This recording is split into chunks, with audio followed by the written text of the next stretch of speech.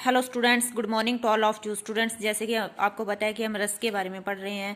तो पहले हमने पढ़ा था कि रस किसे कहते हैं, रस के कितने अंग हैं और इसके रस के जो स्थायी भाव हैं वो क्या हैं, और रस में जो विभाव जो है, आलंबन है, उद्दीपन है, अनुभाव जो है जे और संचारी भाव, जो सारे हमने पढ़े थे। तो आज हम रस के भेद पढ़ेंगे।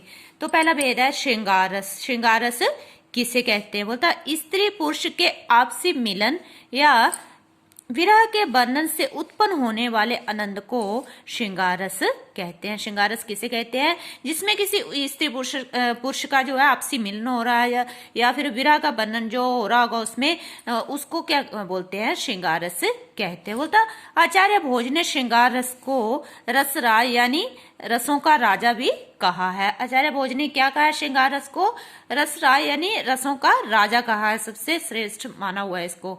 इसका स्थायी भाव जो है वो रति है। श्रृंगार रस के दो भेद होते हैं, पहला है संयोग रस, दूसरा है वियोग रस। कितने भेद हैं इसके, दो भेद है, संयोग रस और वियोग रस। तो पहला है संयोग रस। संयोग रस किसे कहते हैं, बोलता जब नायक नायिका के परस्पर मिलन, स्पर्श, वार्तालाप आदि का वर्णन होता है तब संयोग श्रृंगार होता है।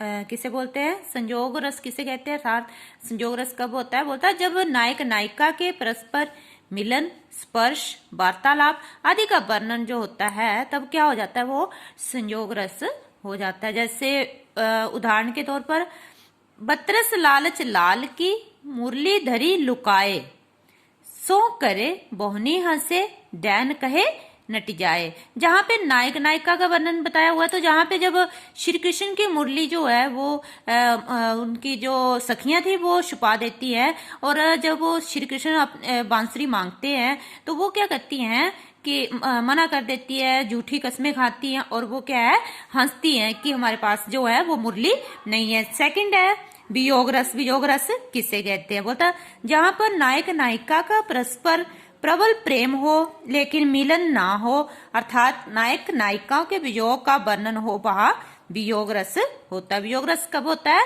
बोलता है जहां पर नायक नायिका का परस्पर प्रबल प्रेम हो लेकिन मिलन ना हो। प्रबल प्रेम तो हो लेकिन मिलन ना हो, अर्थात क्या हो, नायक नायिका के वियोग का वर्णन हो, उसे क्या बोलते हैं, वियोग रस कहते हैं। इसका स्थायी भाव भी रति होता है। इसका भी, संयोग रस का भी स्थायी भाव रति होता है और वियोग रस का भी स्थायी भाव जो है रति होता है। तो हम वियोग रस की एग्जाम्पल पढ़ते हैं, जैसे कि निस्दिन बरसत नैन हमारे, जहाँ पे वियोग का वर्णन किया गया है कि गोपियां जो हैं श्री कृष्ण के जाने के बाद बोल रही हैं कि उनकी याद में जो है वो प्रतिदिन हमारे जो नैनों में बारिश मतलब आंसू जो है वो निकलते जा रहे हैं। आगे हास्य रस।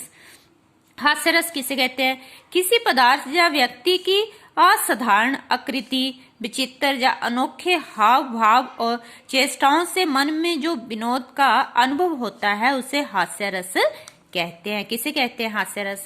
बोलता किसी पदार्थ या व्यक्ति की असाधारण आकृति, विचित्र या अनोखे हाव भाव और चेष्टाओं से मन में जो विनोद का अनुभव होता है उसे हास्य रस कहते हैं। इसका स्थायी भाव हास होता है।